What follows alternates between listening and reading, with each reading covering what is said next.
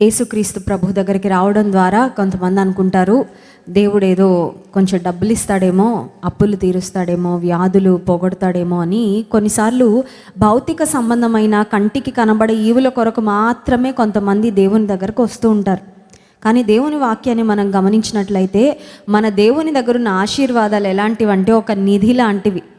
So the deeper you dig the greater the treasure is.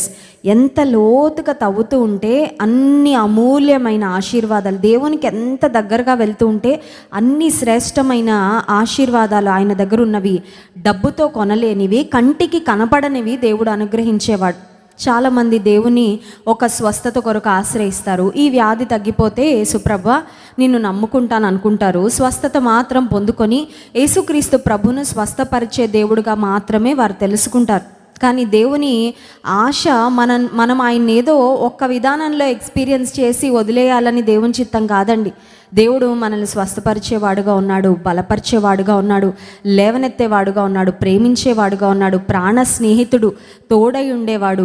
ఈ లోకంలో మనకు కావలసినవి ఆకలి తీర్చేవాడు, ఉద్యోగాన్ని ఇచ్చేవాడు, బిడ్డలను ఇచ్చేవాడు, గృహాన్ని ఇచ్చేవాడు. అంత మాత్రమే కాదు, కానీ నిత్యరాజ్యాన్ని కూడా మనకు అనుగ్రహించే దేవుడు. యేసయ్య దగ్గర ఉన్న శ్రేష్టమైన ఆశీర్వాదాలలో ఒక అమూల్యమైన ఆశీర్వాదం ఏంటంటే ఆయన దగ్గర ఉన్న కృప. ఉదయకాల సమయంలో మనం దేవుని కృపను గురించి మనం ధ్యానం చేయబోతున్నాం. మన దేవుని దగ్గర కృప ఒక నిధిలాగా ఉందండి, ఒక గనిలాగా ఉంది. ఆయన దగ్గర కృప ఎంత కావాలంటే అంత ఉంది. కృపను పొందుకోవాలని ఆశపడిన వారందరికీ ఆయన కృప ఇవ్వడానికి సిద్ధంగా ఉన్నాడు. దేవుని యందు భయభక్తులు కలిగిన వారిని, యెహోవా యందు భయభక్తులు గల వారిని కృప ఆవరించి ఉన్నది అనే మాట వాక్యంలో మనం చూస్తాం. దేవుని కృప అంట మన చుట్టూ ఉంటుందంట. It will be like a covering. మన చుట్టూ ఒక కవచము వలె దేవుని కృపను దేవుని యందు భయభక్తులు కలిగిన వారు పొందుకుంటారు. It is guaranteed. ఎలా అంటే చూడండి, 1+1 అంటారు కదా కొన్నిసార్లు. ఒకదానికి మనం డబ్బు కడితే చాలు, ఇంకొకటి ఉచితంగా వచ్చేసింది. రక్షణ పొందుకుంటే, యేసయ్యను పొందుకుంటే ఆయన దగ్గర ఉన్న కృపను ఆటోమేటిక్గా నువ్వు పొందుకుంటావు. దేవుని యందు భయభక్తులు కలిగి ఉంటే నేను 1+1 అని చెప్పను, 1+ ఎవ్రీథింగ్ అని చెప్తాను. హల్లెలూయా. 1+ ఎవ్రీథింగ్. ఆయన యందు భయభక్తులే సకల ఆశీర్వాదములకు మూలము. మన జీవితంలో ఎప్పుడు ప్రయాసపడాల్సింది ఆ ఒక్కదాని కొరకే. నీ యందు మాత్రం నేను ఎప్పుడు భయభక్తులు కలిగి ఉండే కృపను నాకు ఇవ్వయ్యా. కొన్నిసార్లు ధనము హెచ్చినప్పుడు, మన అవసరతలు తీర్చబడుతూ ఉన్నప్పుడు, చిన్నగా ఒక ఉన్నతమైన స్థితికి వెళ్తున్నప్పుడు, కష్టాలన్నింటినీ దాటుకొని గట్టెక్కినప్పుడు కొంచెం భయభక్తులు అలా తగ్గిపోతూ ఉంటుంది. అలా తగ్గిపోతుందంటే అర్థం ఏంటంటే ఏదో భౌతికపరమైన అవసరతలు లేకపోతే ఆశీర్వాదాలు పొందుకుంటామేమో, కానీ దేవుని నుండి దూరం అయ్యి మనం ఈ లోకంలో ఏమీ సాధించలేము. ఉదయకాల సమయంలో దేవుని కృపను గురించి కొన్ని వాక్య భాగాలు ధ్యానం చేసుకుందాం. ఎఫెసీ పత్రిక 2వ అధ్యాయము 8వ వచనంలో దేవుడు తన కృప ద్వారా మనకి ఏం అనుగ్రహిస్తున్నాడో ఆశీర్వాదాన్ని గురించి ఒక మాట వ్రాయబడింది. చూడండి, ఎఫెసీ పత్రిక 2వ అధ్యాయము 8వ వచనం. మీరు విశ్వాసము ద్వారా కృప చేతనే రక్షింపబడి ఉన్నారు, ఇది మీ వలన కలిగినది కాదు, దేవుని వరమే. దేవుని కృప ద్వారా దేవుడు మనకి ఏమి ఇచ్చాడంటే రక్షణ ఇచ్చాడు. హల్లెలూయా. ఈ రక్షణ డబ్బుతో కొనేది కాదు. ఈ రక్షణ మనము ఎర్న్ చేసేది కాదండి, సంపాదించుకునేది కాదు. ఈ రక్షణ దేవుడు ఉచితంగా కృప ద్వారా ఇచ్చాడు. Salvation is free, but salvation is costly. ఉచితంగా రక్షణ ఇచ్చాడని రక్షణ చాలా చీప్ ఏమో అని కొంతమంది అనుకుంటారండి. చూడండి, మనకు ఉచితంగా ఏమన్నా వస్తే ఎక్కడ పడితే అక్కడ పడేస్తుంటాం కదా. ఉచితంగా ఏదన్నా వస్తే దాని విలువ మనకు తెలీదు. అందుకని కొన్నిసార్లు కొన్ని ఉచితంగా ఇవ్వాలని ఉన్నా కొంతమంది డబ్బు దానికి రాస్తారు ఒక రేటు, ఎందుకంటే దానికి ఖర్చు పెట్టి తీసుకుంటే కానీ దాని విలువ తెలియదని. రక్షణ ఉచితమే, కానీ దాని వెలను మాత్రం యేసయ్య చెల్లించాడు. దానికి మనం రక్షణ పొందడానికి యేసయ్య చాలా ఎక్కువ వెల చెల్లించాడు. Jesus paid a very high price for our salvation. మన రక్షణ నిమిత్తము యేసుక్రీస్తు ప్రభు ఒక అమూల్యమైన వెలను చెల్లించాడు. ఆయన కృప ద్వారా మనలను రక్షించాడు అనే మాట వాక్యంలో గమనిస్తున్నాం. దేవుని కృప ద్వారా మనకి ఏ ఆశీర్వాదాలు వస్తాయో ఒక్కొక్కటిగా మనం ధ్యానం చేసుకుంటూ వెళ్దాం. ఎందుకంటే చాలాసార్లు నీ కృప ఇవ్వు ప్రభు అని అడుగుతాం, కానీ కృప యొక్క విశిష్టత తెలీదు. కృప యొక్క శ్రేష్టత తెలీదు. కృప ద్వారా ఏం పొందుకుంటాం అన్నీ తెలియకుండా నాకు కృప ఇవ్వు నాయనా అని కొన్నిసార్లు అలా ఊరికే ఒక మాట చేసేస్తూ ఉంటాం. ఎందుకంటే పాస్టర్ గారు కూడా ప్రార్థనలో కృప అంటారండి, జాన్ వెస్లీ గారు కూడా కృప అంటారండి. ఎవరైనా ప్రార్థన చేస్తే కృప అనే మాట వాడతారండి. ఇదేదో బాగుంది, ఈ కృప అని మనం కూడా ప్రార్థన చేయాలేమో అని కొంతమంది దేవుని కృప గూర్చిన పరిపూర్ణమైన అవగాహన లేకుండా ఆ పదాన్ని వాడుతూ ఉంటాము. But when we know the depth of the word grace, కృప అనే మాట యొక్క లోతైన అర్థము, కృప ద్వారా ఏమేం పొందుకుంటామో అవన్నీ తెలుసుకుంటే వాటన్నిటిని పరిపూర్ణంగా మనం పొందుకోగలం. ఇంట్లో ఒక మంచి సోఫిస్టికేటెడ్ మెషిన్ తీసుకొచ్చి ఇంట్లో పెట్టుకొని దాన్ని ఎలా వాడాలో తెలియకపోతే ఉపయోగం ఉంటుందా అండి? ధనం ఖర్చు పెట్టి ఆ తర్వాత ఒక వెహికల్లో వేసుకొని ఇంట్లో తీసుకొచ్చి దానికి ఒక స్థలం కేటాయించి దాన్ని పవర్కి కనెక్ట్ చేసినా కూడా ఆ మెషిన్ ఎలా పనిచేస్తుందో తెలియకపోతే ఆ మెషిన్తో ఎలాంటి ఉపయోగం ఉండదు. దేవుని కృప మన దగ్గర ఉంది, దేవుని కృప మనకు అందుబాటులో ఉంది. కానీ ఆ కృప ద్వారా మనం ఎలాంటి ఆశీర్వాదాలు పొందుకుంటామో ఈరోజు వాక్యం నుండి కొన్ని మాటలు జ్ఞాపకం చేసుకుందాం. 119వ కీర్తన 76వ వచనంలో దేవుని కృప ద్వారా మనం ఏం పొందుకుంటామో ఒక చక్కని మాట వ్రాయబడింది. చూడండి, 119వ కీర్తన 76వ వచనం.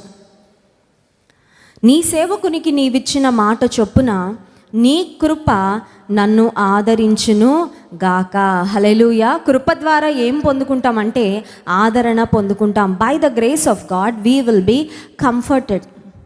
ప్రతిరోజు రాత్రి 7 గంటల నుండి 9 గంటల వరకు ఉజ్జీవ ప్రార్థనలు జరుగుతున్నాయి, మీకా గ్రంథ ధ్యానాలు జరుగుతున్నాయి. మీరు కూడా పాలు పొందుతున్నారని నేను నమ్ముతున్నాను. అయితే మొన్నటి రోజున షార్ట్ మెసేజ్లో ఒక వాగ్దానాన్ని ధ్యానం చేసుకున్నాం. అదేంటంటే, ఒకని తల్లి వానిని ఆదరించినట్లు నేను మిమ్మను ఆదరిస్తాను అని దేవుడు వాగ్దానం చేశాడు.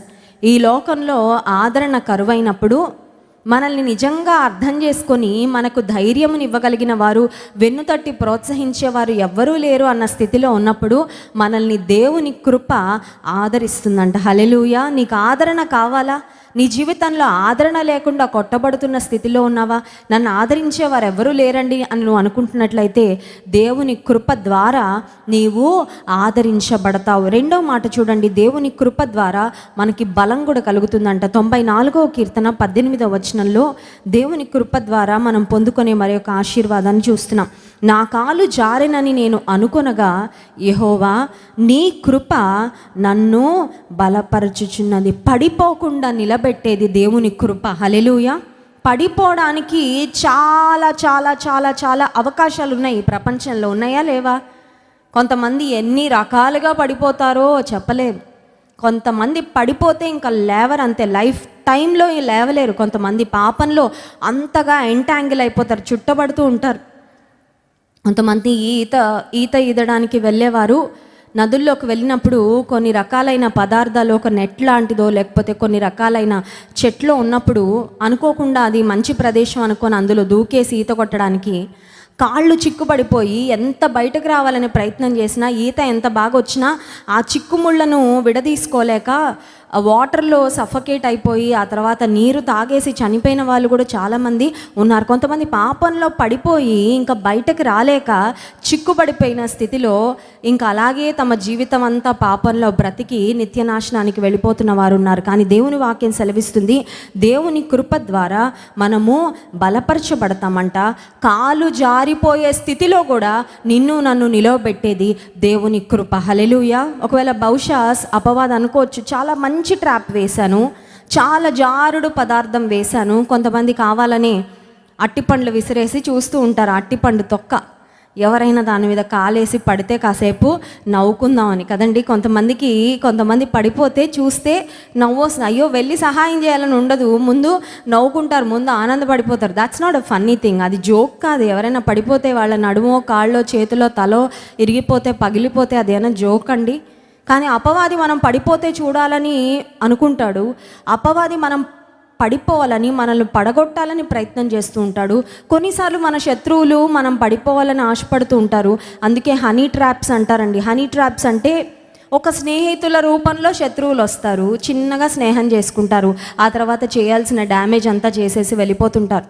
అంటే కాలు జారిపోవడానికి ఎన్నో పరిస్థితులు ఉన్నాయి.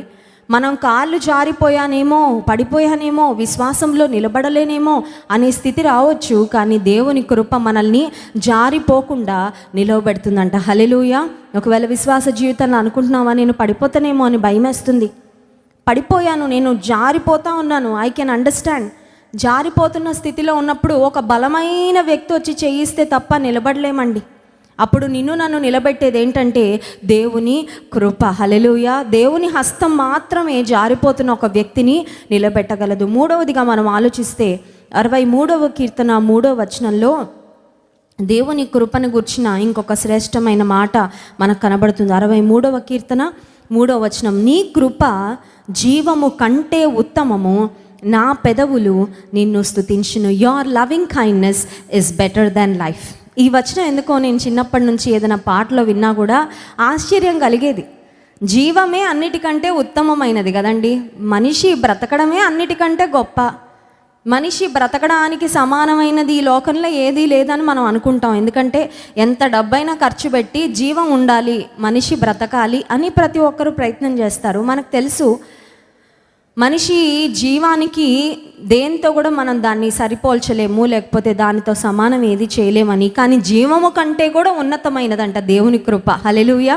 అంటే మనం అర్థం చేసుకోవాలి, God's grace, God's loving kindness is the ultimate thing. ఒక మనిషి తన జీవితంలో పొందుకోగలిగిన ఒక అత్యుత్తమమైన ఆశీర్వాదం ఏంటంటే బ్రతుకుతున్నాను అనుకోవడం కాదంట, దేవుని కృపను పొందుకున్నాను అనుకోవడం అంట. హల్లెలూయా.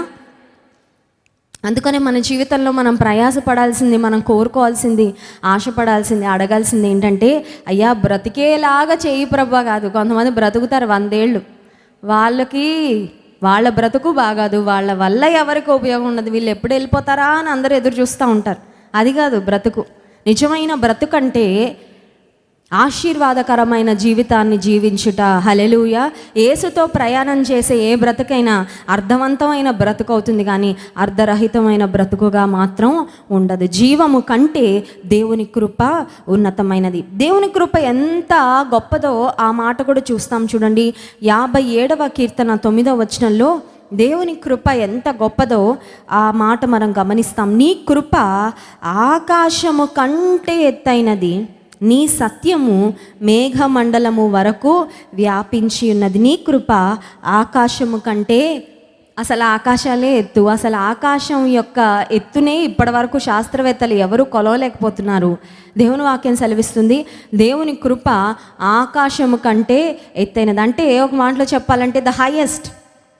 ఒకవేళ మౌంట్ ఎవరెస్ట్ అయినా, హిమాలయాస్ అయినా, లేకపోతే ఏదైనా కొండలను ఇది ఇంత ఎత్తు, ఇన్ని మీటర్ల ఎత్తు అని ఒకవేళ మెజర్ చేసి చెప్తారేమో. ఆకాశాన్ని మెజర్ చేసి ఇప్పటి వరకు కొలిచి ఇన్ని మీటర్లు, ఇన్ని కిలోమీటర్లు, ఇన్ని లక్షల మైళ్ళు, ఇన్ని కోట్ల మైళ్ళు అని లెక్కబెట్టిన వాళ్ళు లేరు. ఆకాశము కంటే కూడా ఎత్తైనది దేవుని కృప అంట. ఆకాశము కంటే ఎత్తైన దేవుని కృప. భూమికి మనం ఎంత ఉంటామండి? మహా అయితే 6 అడుగులు ఉంటాం, అంత కూడా లేండి, మనందరం ఆల్మోస్ట్ 6 అడుగుల లోపలే. ఆకాశము కంటే ఎత్తైన దేవుని కృప భూమికి 6 అడుగులు ఉండే వాళ్ళకి దేవుడు ఇస్తాడంట. అంటే మనకి కృప ఎక్కువైపోద్దా తక్కువైపోద్దా? చాలా ఎక్కువైపోద్ది. అర్థమవుతుందండి? ఆకాశం కంటే ఎత్తుగా ఉన్న దేవుని కృప ఒకసారి ఊహించుకోండి. ఆ కృపను తీసి మనకిస్తున్నాడంటే ఆయన ఇంత కొంచెం కృప ఇచ్చిన ఆకాశం కంటే ఎత్తైన కృపలో కొంచెం ఇచ్చిన ఈ బ్రతుకు మొత్తానికి సరిపోద్ది అన్నమాట. హల్లెలూయా. సో దేవుని కృప ఆకాశము కంటే ఎత్తైనది. అంటే ఒక మాటలో చెప్పాలంటే కొలవలేనిది. It's immeasurable, it's vast, it's huge. చాలా ఎక్కువైనది, కొలవలేనిది. ఎంత కావాలంటే అంత దేవుడు నీకు అనుగ్రహించేది. ఆ తర్వాత 52వ కీర్తన 1వ వచనంలో దేవుని కృప ఎంతకాలం ఉంటుంది, దేవుని కృపకు ఎక్స్పైరీ డేట్ ఏమైనా ఉందా అంటే 52వ కీర్తన 1వ వచనం, శూరుడా చేసిన కీడును బట్టి నీవెందుకు అతిశయపడుచున్నావు, దేవుని కృప నిత్యముండును. హల్లెలూయా. His mercy, his grace endures for ever. ఎవ్వరం నిత్యం ఉండవండి. మనలో ఎవరమైనా నిత్యం ఉంటామా? నిత్యం ఉండేది దేవుడు ఒక్కడే. దేవుని దగ్గర ఉండే ఆశీర్వాదాలు అన్నీ కూడా శాశ్వతమైనవే. దేవుడు శాశ్వతుడు, దేవుడు నిత్యం ఉండేవాడు. దేవుని దగ్గర ఉన్న ఆశీర్వాదాలు, దీవెనలు కూడా అన్నీ శాశ్వతమైనవి. దేవుడు ఏది టెంపరీగా అలా ఇచ్చి అలా తీసేసుకోడు. ఏదైనా ఒక వస్తువు కొనుక్కుంటే దానికి గ్యారంటీ వారంటీ అంటారు కదండి. అంటే 1 సంవత్సరం లోపు ఏదైనా డ్యామేజెస్ ఉంటే దీనికి వారంటీ ఉందండి, తీసుకురండి, ఫ్రీగా చేసి పెడతాం. కొన్ని అంటారు అసలు ఏ గ్యారంటీ లేదండి, పట్టుకెళ్ళండి, అంతే అంతే సంగతులు, ఇంకా వెళ్ళిన తర్వాత మీరు వాడుకున్నంత. కొన్ని వస్త్రాలకు చెప్తారు ఇది హాట్ వాటర్లో వాష్ చేస్తే రంగు పోతుంది. లేకపోతే కొన్ని వస్త్రాలు చూడండి, వేసుకున్న ఫస్ట్ టైంకే బాగుంటాయి, ఇంకా తర్వాత వాటి రూపురేఖలన్నీ మారిపోయి ఇంక ఇంట్లో వేసుకొని తిరగడానికి తప్ప బయటకు పనికిరావు. అంటే అవి స్థిరమైనవి కాదనమాట. కానీ దేవుని దగ్గర అందుబాటులో ఉండే, దేవుని దగ్గర మనకు లభించే ఆశీర్వాదాలు అవి ఏదో తాత్కాలికంగా టెంపరీగా మనకు ఉపయోగపడి ఒక టైంలో బాగా గొప్పగా ఉండి ఆ తర్వాత చప్పగా అయిపోయేవి కాదు. దేవుడు మనకిచ్చే కృప నిత్యము ఉండేది, నిరంతరము నిలిచేది. His love endures for ever. అంటే ఒక మాటలో చెప్పాలంటే బ్రతికిన కాలం అంతటిలో దేవుని కృప ఒక మనిషి మీద అలా నిలిచి ఉంటుందంటండి. హల్లెలూయా. మాస్క్ అయితే పెట్టుకున్నంతసేపే రక్షణ, గొడుగు వేసుకున్నంతసేపే వర్షం పడకుండా, కానీ దేవుని కృపను నువ్వు కోరుకుంటే, దేవుని కృపను ఆశ్రయిస్తే బ్రతికున్నంత కాలం ఆ కృప మనల్ని వెంబడిస్తుంది. అందుకే దావీదు భక్తుడు అంటాడు కదా, కృపాక్షేమములే నా వెంట వచ్చును. నువ్వు నేను దేవుని వెంట వెళ్తే ఆయన కృప, ఆయన క్షేమము మన వెంట వస్తాయి. నేను అనుకుంటాను దేవుని కృపాక్షేమం మన వెంట రావడం కంటే ఇంకంతకన్నా గ్రేటెస్ట్ సెక్యూరిటీ ఈ ప్రపంచంలో ఏది లేదు. మనకు తెలుసు, ఒక రాజీవ్ గాంధీ గారిని తీసుకున్న తర్వాత కొంతమంది నాయకులను మనం గమనిస్తున్నప్పుడు ప్రపంచవ్యాప్తంగా చుట్టూ కట్టుదిట్టమైన సైనికులు, భద్రత, ఆర్మీ, పోలీస్ అందరూ ఉన్నా కూడా వాళ్ళని చంపాలనుకున్న వాళ్ళు చంపకుండా ఆపలేకపోయారు కదండి. చుట్టూ ఎంతమంది ఉన్నా కొంతమందిని టార్గెట్ చేసినప్పుడు ఏదో ఒకలాగా వారిని చంపేసి ఏదో ఒక రకంగా వారికి హాని చేస్తూ ఉన్నారు. ప్రపంచంలో చూస్తూనే ఉన్నాం. మానవ భద్రత, పోలీస్ భద్రత, లేకపోతే జెడ్ కేటగిరీ, ఆ కేటగిరీ, ఈ కేటగిరీ, ఏ కేటగిరీ కూడా మనిషి ప్రాణం పోకుండా కాపాడలేదు. కానీ ఏది కాపాడుతుందంటే మనిషిని కృపాక్షేమము, దేవుడిచ్చే కృపాక్షేమము. ఎందుకంటే ఈ కృపాక్షేమం పోలీసులు మన చుట్టూ ఉన్నప్పుడే కాదు, లేకపోతే దుండగులు మన దగ్గరికి రానంత వరకే కాదు, కానీ జీవితకాలం అంతటిలో, అన్ని కాలాలలో, అన్ని సమయాలలో, అన్ని పరిస్థితుల్లో దేవుని కృప మనల్ని నడిపించేది. కనుక పాత నిబంధన గ్రంథంలో ఒక రాజు దేవుని సన్నిధిలో ప్రార్థన చేస్తున్నాడండి. మనం అనుకోవచ్చు కృప అనేది బాగా దీనస్థితిలో ఉన్న వాళ్ళకేమో కావాల్సింది అని అనుకోవచ్చు. కొంతమందికి ప్రార్థన చేయాలంటే కూడా చాలా హెసిటేషన్, నాకు అన్నీ ఉన్నాయి కదండి, నాకెందుకు ప్రార్థన, ఏమీ లేని బాగా దీనస్థితిలో ఉంటే అప్పుడు చేసుకుంటే సరిపోద్ది ప్రార్థన అని కొంతమంది అనుకుంటూ ఉంటారు. బైబిల్ గ్రంథంలో పాత నిబంధనలో హిజ్కియా అనే ఒక రాజు దేవుని సన్నిధిలో ప్రార్థన చేస్తూ, దేవా నన్ను కృపతో జ్ఞాపకం చేసుకొని అడిగాడు. చూడండి, 2వ రాజుల గ్రంథము 20వ అధ్యాయము 3వ వచనం. 2వ రాజుల గ్రంథము 20వ అధ్యాయము 3వ వచనం. యెహోవా యథార్థ హృదయుడనై సత్యముతో నీ సన్నిధిని నేనెట్లు నడుచుకొంటినో, నీ దృష్టికి అనుకూలముగా సమస్తమును నేనెట్లు జరిగించితినో కృపతో జ్ఞాపకము చేసుకొనుమని హిజ్కియా కన్నీళ్లు విడిచుచు యెహోవాను ప్రార్థించెను. మరణకరమైన రోగము హిజ్కియా అనే రాజుకు వచ్చింది. దేవుడు అన్నాడు, నీ ఇల్లు చక్కబెట్టుకో, నీకు త్వరలో నీకు పిలుపు వచ్చింది, నువ్వు ఈ రాజ్యాన్ని వదిలిపెట్టి, నీ సింహాసనాన్ని వదిలిపెట్టి నా నిత్య రాజ్యానికి రావాలి అని దేవుడు చెప్పాడు. ఈ లోకంలో రాజులైనా సామాన్యులైనా మనందరం ఒకరోజు దేవుని రాజరికం కిందకు వెళ్ళిపోవాలి. పరలోకంలో దేవుడే సింహాసనాసీనుడుగా, రాజుగా పరిపాలన చేస్తూ ఉన్నాడు. ఆయన అధికారం క్రిందకు ఒకరోజు మనందరం వెళ్ళాల్సిందే. ఈ లోకంలో ఉన్నప్పుడే దేవుని అధికారం కింద బ్రతకడం నేర్చుకుంటే ధన్యులం.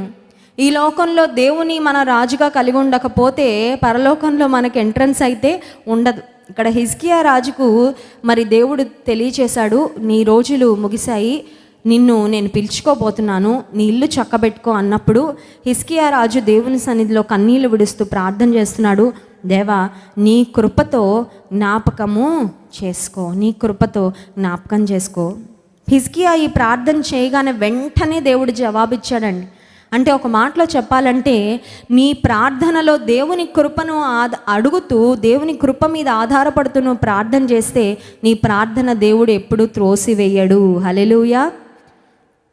కొంతమంది ప్రార్థన చేస్తారు, ప్రార్థనలో వాళ్ళ గొప్పతనం అంతా చెప్పుకుంటారు, ఒకసారంట జాన్ వెస్లీ గారు ఒక మహాసభకు వెళ్ళినప్పుడు ఎవరో మహాసభ పెట్టారు, వాక్యం అందించడానికి పిలిస్తే ఆ మహాసభకు వెళ్ళి స్టేజ్ మీద కూర్చున్న తర్వాత చాలామంది ఆ ముందు స్పెషల్ సాంగ్స్ పాడుతున్నారు, ఆ తర్వాత కొంతమందికి ప్రార్థన చేయమని సమయం ఇస్తున్నారు. ఆ కార్యక్రమాలన్నీ ముగిశాక లాస్ట్లో వాక్యానికి టైం ఇస్తారు అందరూ వచ్చిన తర్వాత. అప్పుడు ఇంకా మీటింగ్ టైం అయిపోతూ ఉంది, రాత్రి 9:30 అయిపోతూ ఉంది.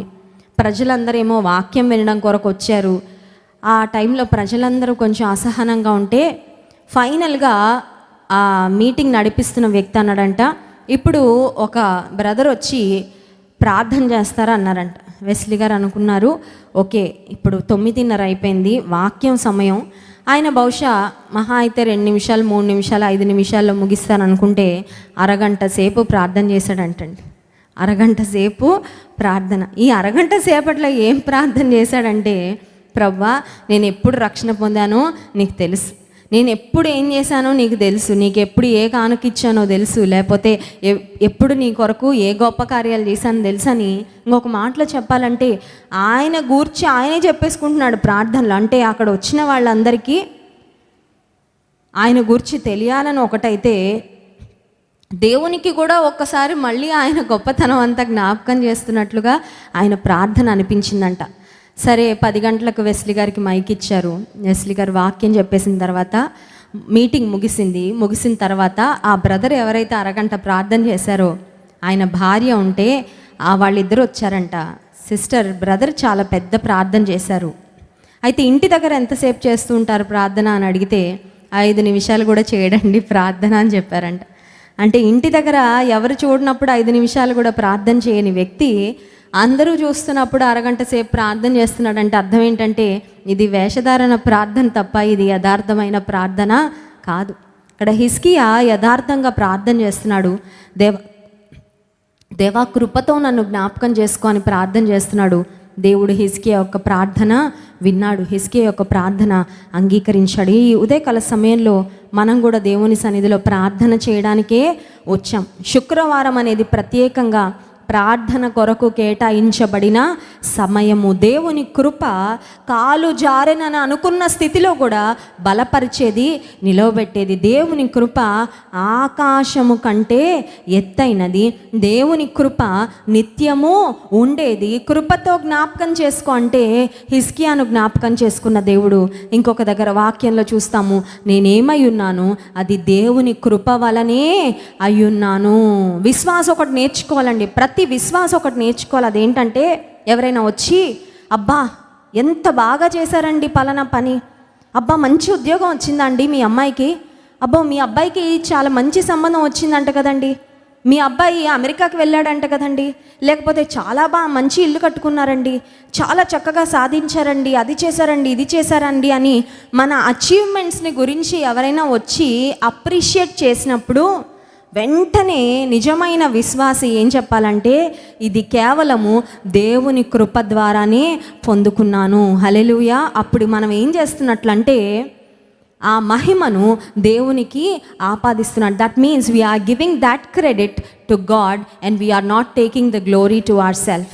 దేవుడు ఎలాంటి వారి కొరకు చూస్తున్నాడంటే ఆయనను మహిమపరిచే వారి కొరకు చూస్తున్నాడు, కానీ తమ్మును తాము మహిమపరుచుకునే వారి కొరకు దేవుడు చూడడం లేదు. కొంతమంది చూడండి, చాలా గ్రేట్ అండి, అసలు మీకు పలానా జాబ్ వచ్చిందంటే మావాడు మామూలోడు కాదండి, వీడండి ఇంత తెలివిగలోడండి అంత తెలివిగలోడండి అని వీళ్ళ గొప్పతనం అంతా చెప్పుకుంటూ ఉంటారు. దేవుడు అది కోరుకోవట్లేదండి.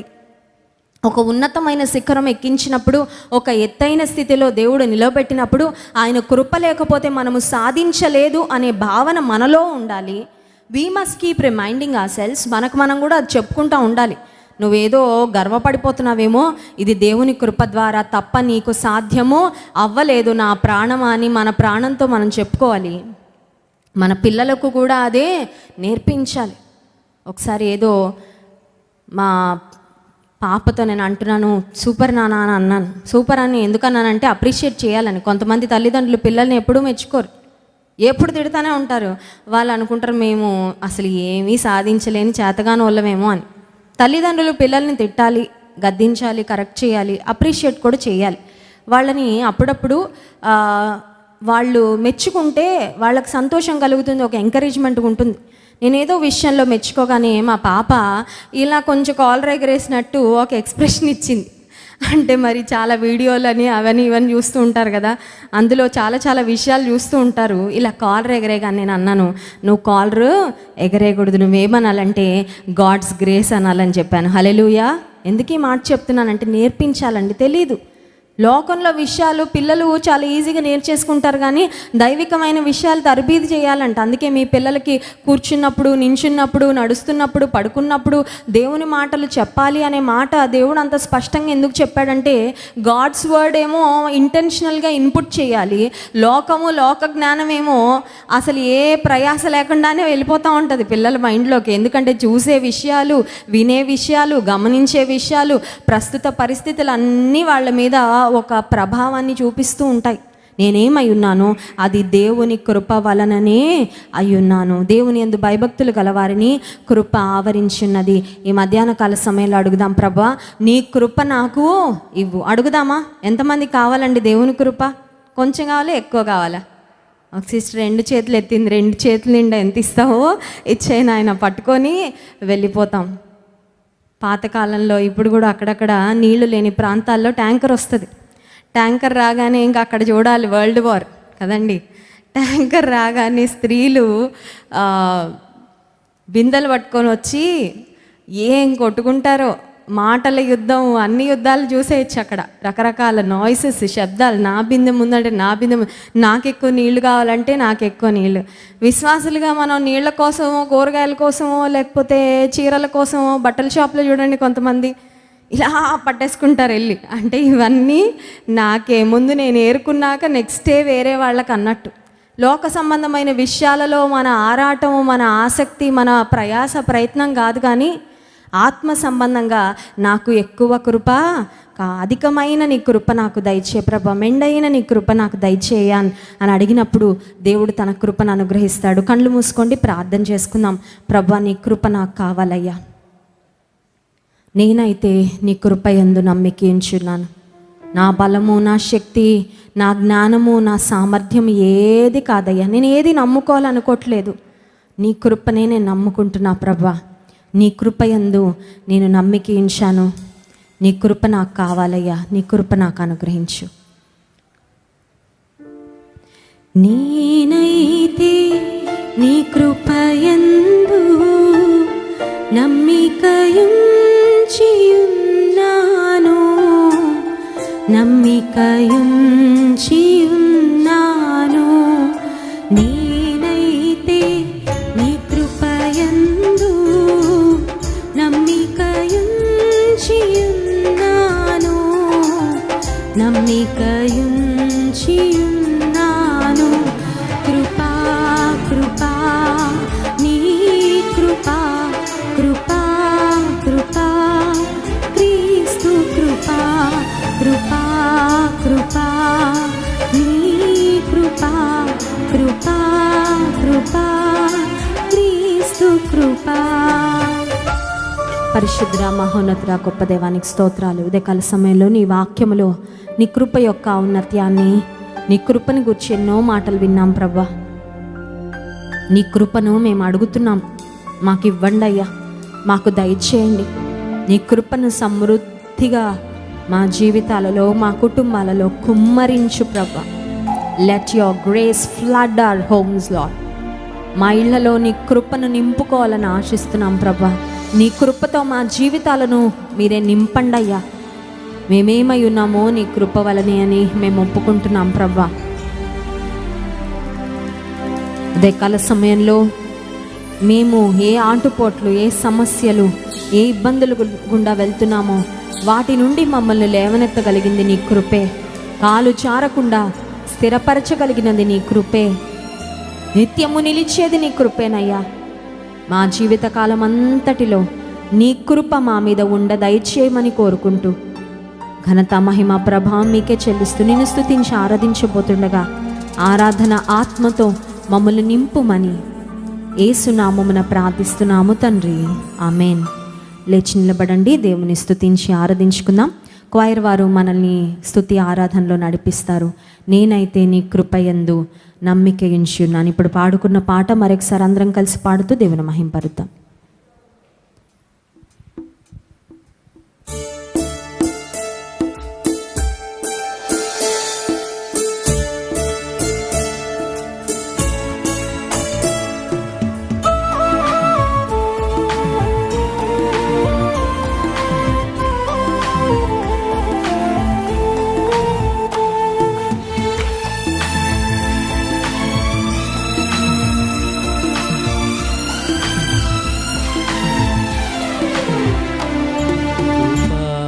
కృపా నీ కృపా కృపా కృపా క్రీస్తు కృపా కృపా కృపా నీ కృపా కృపా కృపా క్రీస్తు కృపా నేనైతే నీ కృపయందు నమ్మికయుంచియున్నాను నమ్మికయుంచియున్నాను నేనైతే నీ కృపయందు నమ్మికయుంచియున్నాను నమ్మికయుంచియున్నాను కృపా కృపా నీ కృపా కృపా కృపా క్రీస్తు కృపా కృపా కృపా నీ కృపా కృపా కృపా క్రీస్తు కృపా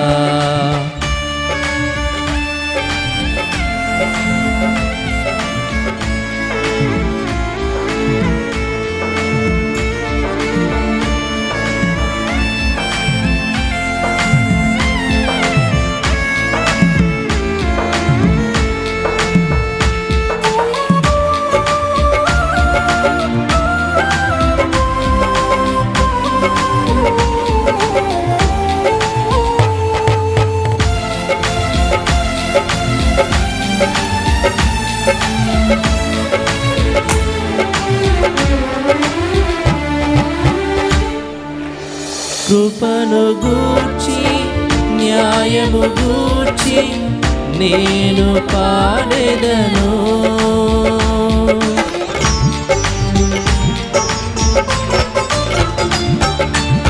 కృపను గూర్చి న్యాయము గూర్చి నేను పాడెదను నీ సన్నిధిలో నిర్దోషముతో నేను నడచెదను నీ కృపయే నాకు ఆధారం ఆ కృపయే నాకు ఆదరణ నీ కృపయే నాకు ఆధారం ఆ కృపయే నాకు ఆదరణ కృపా కృపా నీ కృపా కృపా కృపా క్రీస్తు కృపా కృపా కృపా నీ కృపా కృపా కృపా క్రీస్తు కృపా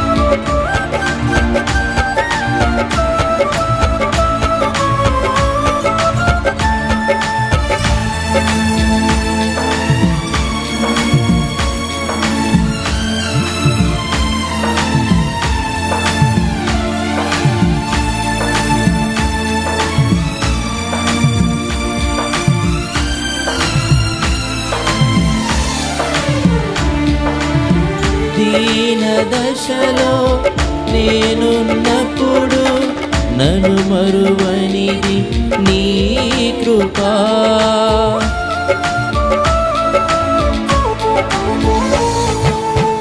దీన దశలో నేనున్నప్పుడు నన్ను మరువనిది నీ కృపా.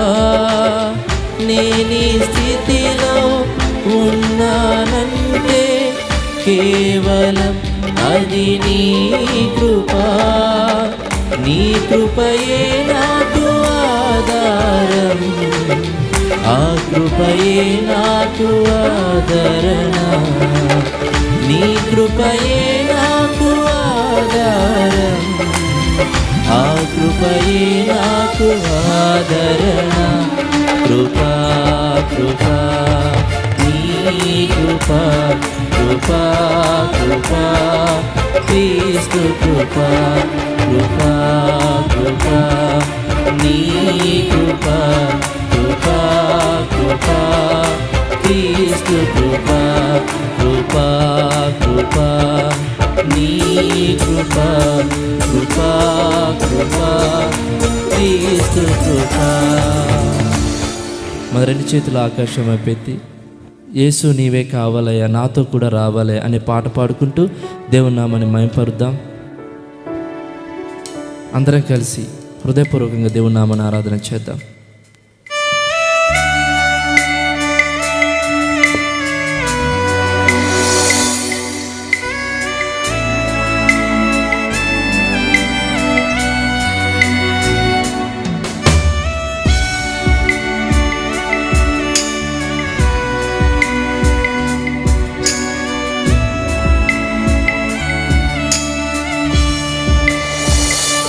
యేసు నీవే కావాలయ్యా, నాతో కూడా రావాలయ్యా. యేసు నీవే కావాలయ్యా, నాతో కూడా రావాలయ్యా. గరుడా నీ దివ్య సన్నిధి నన్ను ఆదుకునే నా పెన్నిధి. గరుడా నీ దివ్య సన్నిధి నన్ను ఆదుకునే నా పెన్నిధి. నీవే కావాలయ్యా, నాతో రావాలయ్యా. నీవే కావాలయ్యా, నాతో రావాలయ్యా. యేసు నీవే కావాలయ్యా,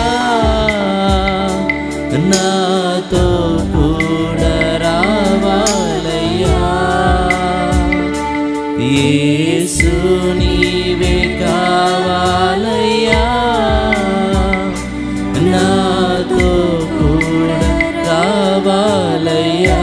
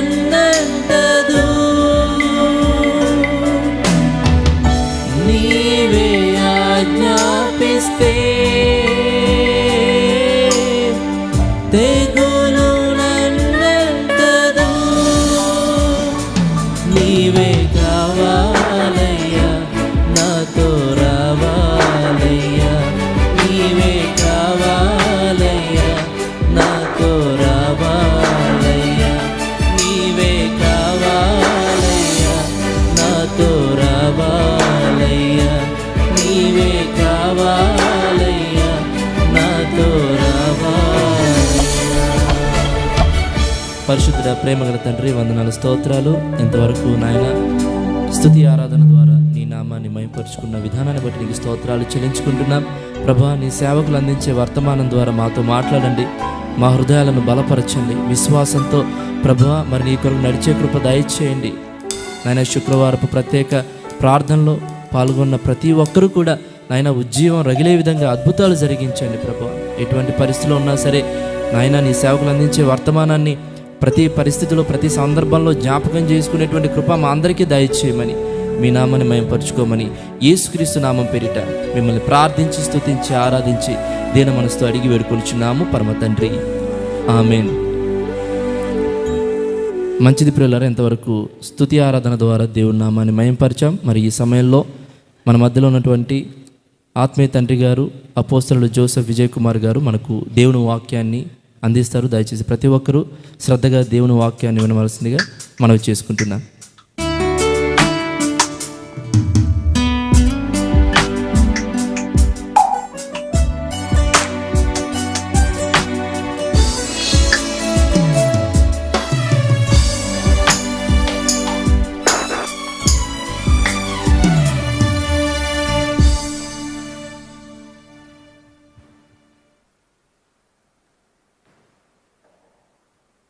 దేవుని స్తోత్రం, హల్లెలూయా. ప్రియులారా, మరొకసారి ఈ శుక్రవారం ఈ యొక్క ప్రార్థనా కూడికలో మనందరం కూడి ప్రభువును ఘనపరచుటకు ప్రార్థన చేయడానికి ప్రభు మంచి సమయాన్ని మనకిచ్చారు. దేవుని సన్నిధిలో ప్రార్థన చేయటం మనకెంతో ఆశీర్వాదకరం. అనేక విషయాల్లో మనం దేవుని వాక్యాన్ని వింటూ ఉన్నాము. ప్రతి రాత్రి గత 5 రోజులు జాన్ వెస్లీ గారు మనకు మీకా గ్రంథాన్ని గురించినటువంటి వివరణ ఉద్యోగ సభల్లో ఇస్తూ ఉన్నారు. మంచిది. మరి దేవుని సన్నిధిలో మనం వేచి ఉండి ప్రభు కొరకు కనిపెట్టుకోవడం చాలా మంచి విషయం. కొద్ది సమయం దేవుని యొక్క వాక్యాన్ని విందాం. దినవృత్తాంతము మొదటి గ్రంథము, ద ఫస్ట్ క్రానికల్స్, పాత నిబంధన గ్రంథంలో 336 పేజీ, బైబిల్లో 336 పేజీ నంబర్, 4వ అధ్యాయం 9-10 వచనాలు చదువుకుందాం. దినవృత్తాంతము మొదటి గ్రంథము 4వ అధ్యాయము 9-10 వచనాలు. యబ్బేజు తన సహోదరుల కంటే ఘనము పొందినవాడై ఉండెను. వేదన పడి ఇతని కంటినని అతని తల్లి అతనికి యబ్బేజు అని పేరు పెట్టాను. యబ్బేజు ఇశ్రాయేలీయుల దేవుని గూర్చి మొరపెట్టి నీవు నన్ను నిశ్చయముగా ఆశీర్వదించి నా సరిహద్దును విశాలపరచి నీ చెయ్యి నాకు తోడుగా ఉండ దయచేసి నాకు కీడు రాకుండా దానిలో నుండి నన్ను తప్పించుమని ప్రార్థింపగా దేవుడు అతడు మనవి చేసిన దాన్ని అతనికి దయచేసెను. బైబిల్ గ్రంథం పైకెత్తి ఈ పదవి పాడదాం అందరూ. ప్రార్థన యేసుని సందర్శన, పరమ తండ్రితో సంభాషణ. ప్రార్థన యేసుని సందర్శన, పరమ తండ్రితో సంభాషణ. కరములెత్తి ప్రార్థించగా పరమ తండ్రి కౌగలించును. కరములెత్తి ప్రార్థించగా పరమ తండ్రి కౌగలించును. స్వరములెత్తి ప్రార్థించగా మధుర స్వరము మాట్లాడును. స్వరములెత్తి ప్రార్థించగా మధుర స్వరము మాట్లాడును. ప్రార్థన యేసుని సందర్శన పరమ తండ్రితో సంభాషణ.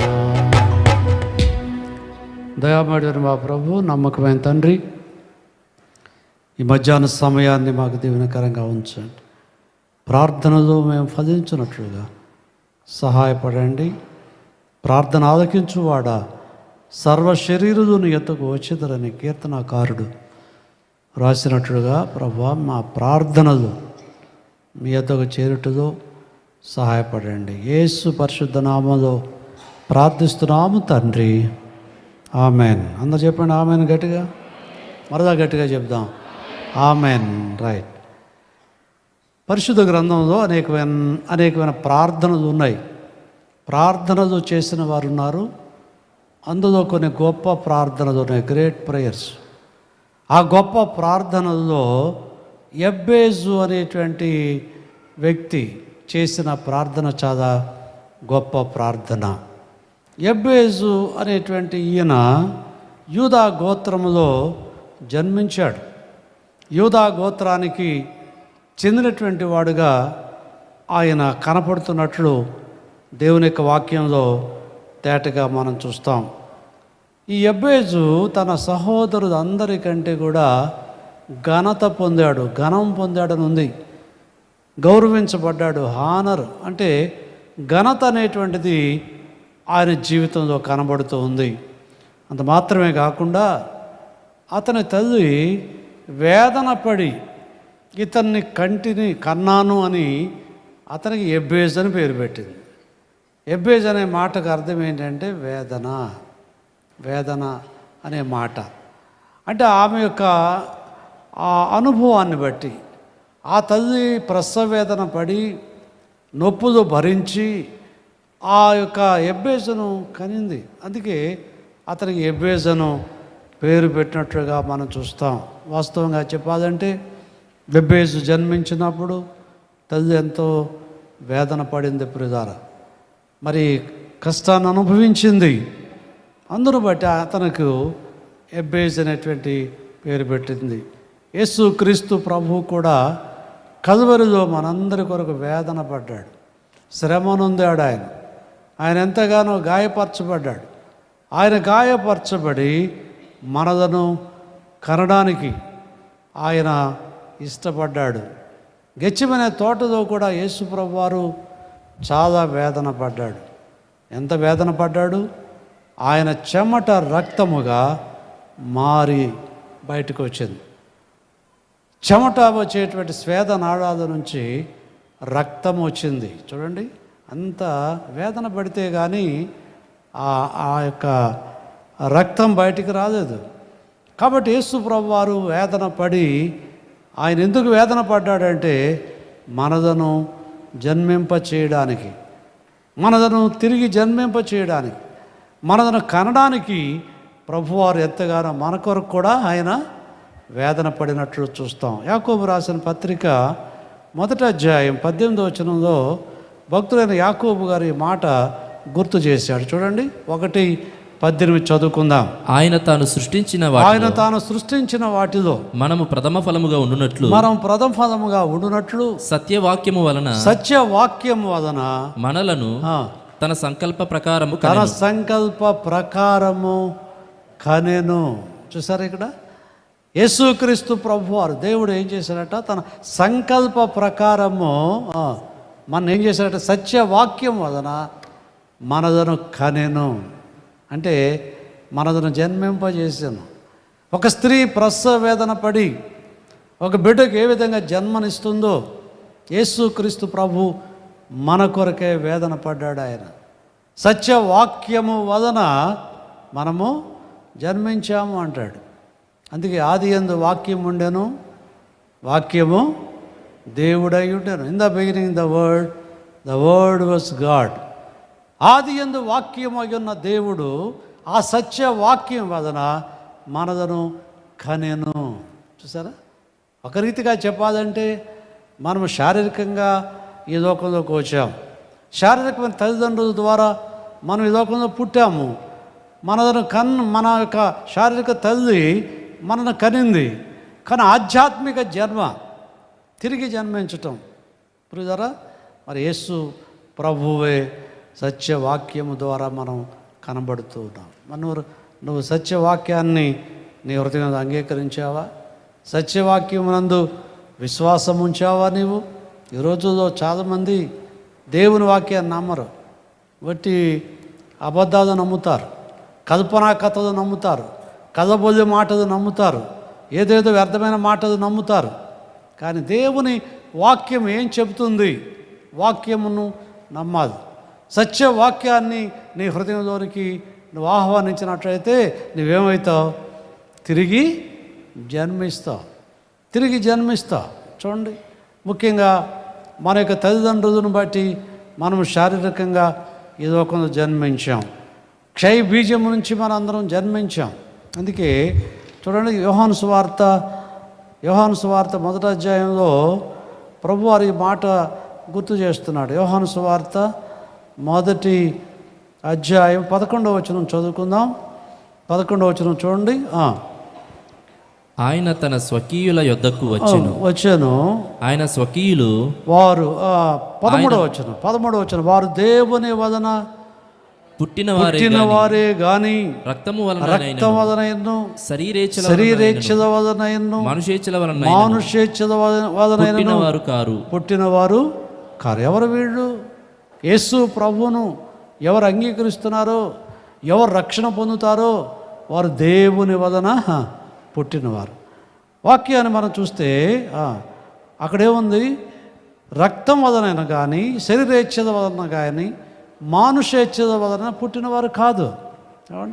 శారీరకమైన పుట్టుక ఈ విధంగా జరిగింది, మానుషేచ్ఛల వలన జరిగింది. ఏమండి, సాధారణంగా మనం చెప్పుకోవాలంటే శుక్ల శ్రోణితముల మిశ్రమము ద్వారా మరి ఈ లోకంలో మనం జన్మించాం. కానీ ఆధ్యాత్మిక జన్మ దేవుని వలన కలిగింది. కాబట్టి దేవుని వలన మనం పుట్టామనే మాట, దాన్ని బైబిల్లో తిరిగి జన్మించుట, రెండవ జన్మ. చూడండి, యేసుప్రభు కూడా చెప్పారు, ఒకడు క్రొత్తగా జన్మించితే కానీ వాడు దేవుని రాజ్యమును చూడలేడు. పరలోకారం చూడాలంటే నువ్వు ఎలా జన్మించాలి? తిరిగి జన్మించాలి. రీజనరేషన్, రీబర్త్, క్రొత్తగా జన్మించటం. గొంగళ పురుగు మామూలుగా అది మామూలు జన్మ. అది గొంగళ పురుగును చూస్తాం కదా మనం, చాలా అసహ్యంగా ఉంటుంది. పొరపాటున మన మీద మరి శరీరం మీద పాకిందనుకో ఏమొస్తుంది? దురద. మరి దాన్ని దాన్ని అసహించుకుంటాం మనం. సాధారణంగా గొంగళ పురుగు ఎక్కువగా మొదగ చెట్ల మీద ఉంటాయి. ఆ మొదగ చెట్లని తినేస్తుంది. అది మొదగ ఆకును అన్నీ తినేసి మోడు చేసేస్తూ ఉంటుంది. అలాంటి భయంకరమైనటువంటి స్వభావం కలిగింది గొంగళ పురుగు. కానీ ఆ గొంగళ పురుగే మరి ట్రాన్స్ఫార్మ్ అయ్యి రూపాంతరం చెంది సీతాకోక చిలుకగా మారింది. 4 దశలుగా మరి వచ్చి ఆ 4 దశల తర్వాత సీతాకోక చిలుక అయింది.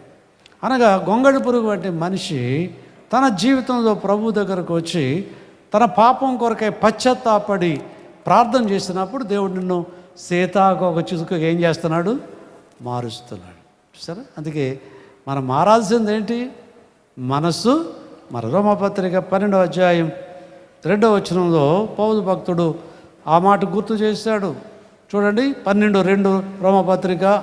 మీరు ఈ లోక మర్యాదను అనుసరింపక ఉత్తమమును చదవండి. అనుకూలమును సంపూర్ణమునయ్యున్న దేవుని చిత్తమేదో పరీక్షించి తెలుసుకున్నట్లు మీ మనస్సు మారి నూతనమవుట వలన రూపాంతరము పొందుడి. మారాల్సింది ఏంటి? మనస్సు మారాలి. ఈ రోజుల్లో మనుషులు మారుతూ ఉన్నారు, వస్త్రాలు మారుతూ ఉన్నాయి. ఏమండి, రకరకాల వస్త్రాలు వేసుకుంటున్నారు చాలామంది. రకరకాల మార్పు. ఈరోజు ఒక వస్త్రం, రేపు ఒక వస్త్రం. వస్త్రాలు మారుతున్నాయి. ఏమండి, వస్త్రాలు మార్పు కాదు, ఇంకేదో మారటం కాదు. బైబిల్ చెప్తుంది మీ మనస్సు మారటమే. క్రైస్తవ్యం బోధించేది అదే, బైబిల్ బోధించేది అదే. మనస్సు మారటం, మతం మారటం కాదు. తెలియక చాలామంది ఈ మతం మారుతున్నారు, మతం తీసుకుంటున్నారు. ఏమండి, బైబిల్లో మతం అనేది లేదు ఎక్కడ కూడా. రిలీజియన్ అనేటువంటి మాట బైబిల్ చెప్పట్లేదు. మతములన్నీ దేవుణ్ణి వెతికినాయి, కానీ బైబిల్లో ప్రభువారు నిజ దేవుడు క్రైస్తవ్యంలో మనందరినీ వెతుక్కుంటూ వచ్చాడు ఈ లోకానికి. అందుకే నశించిన దాన్ని వెతికి రక్షించుటకు మనిషి కుమారుడు ఈ లోకమునకు ఎందుకు వచ్చారు? యేసు ప్రభు మన వెతికాడు ఆయన. నశించిపోయిన నిన్ను, నశించిపోయిన నీ జీవితాన్ని ప్రభు వెతకటానికి వచ్చాడు. కాబట్టి ఇక్కడ పౌలు భక్తుడు చెప్తున్నాడు, మీ మనస్సు మారి నూతన మగుట వలన రూపాంతరము చెందావు. రూపాంతరం చెందావా? ఒక్కోసారి నీ జీవితాన్ని వెనక్కి తిరిగి చూడు. అసలు ఏమైనా మారావా నువ్వు? మారావా మనం? నీ అలవాట్లు మారినాయా? నీ తలంపులు మారినాయా? నీ మాటదేమైనా మారినాయా? నీ పద్ధతులు ఏమైనా మారినాయా? నీ చూపు ఏమైనా మారిందా? చాలామంది మార్పు రావాలి. గొంగళ పురుగు ఏ విధంగా సీతాకుచిగా మారిందో ఆ మార్పు రావాలి. యెబ్బేసు జీవితంలో అతని తల్లి వేదన పడి అతన్ని కనినట్లుగా వాక్యం చూస్తాం. అయితే మనం సత్యవాక్యము వలన మనం ఏం చేయబడాలా? కనబడాలి. దేవుని వాక్యం నీలోకి వస్తే, ఆ బీజం నీలోకి వెళితే నీ హృదయంలో ఏమొస్తుంది? మార్పు. అయితే వాక్యాన్ని రెండంచుల ఖడ్గం అన్నారు. వాక్యము ఏం చెప్పండి? రెండంచుల ఖడ్గం. రెండంచుల ఖడ్గం చాలా పదునుగా ఉంటుంది. ఆ ఖడ్గము ఎక్కడికి వెళ్తుంది? హృదయములో మూలుగు విభజించుకుంటూ హృదయంలోనికి వెళ్ళి నిన్ను ఏం చేస్తుంది? నూతన పరుస్తుంది. డాక్టర్ గారు ఆపరేషన్ చేస్తారు. ఆపరేషన్ థియేటర్లు ఉంటాయి. అందులో ఏముంటాయి? ఆపరేషన్ థియేటర్లో కత్తులు ఉంటాయి, తడతడా మెరుస్తూ ఉంటాయి. సర్జన్ ఏం చేస్తాడు? డాక్టర్ అమ్మగారు ఏం చేస్తారు? గైనకాలజిస్ట్ ఉంటారు. గైనకాలజిస్ట్ మరి సిజారియన్ ఆపరేషన్ చేస్తారు స్త్రీలకి. ప్రెగ్నెంట్ లేడీస్ డెలివరీ టైము నొప్పులు రాకపోతే కష్టమైతే డాక్టర్ ఏం చేస్తుంది? ఆమె సిజారియన్ చేస్తుంది, ఆపరేషన్ చేస్తుంది. ఆ కత్తులు ఉపయోగిస్తారు.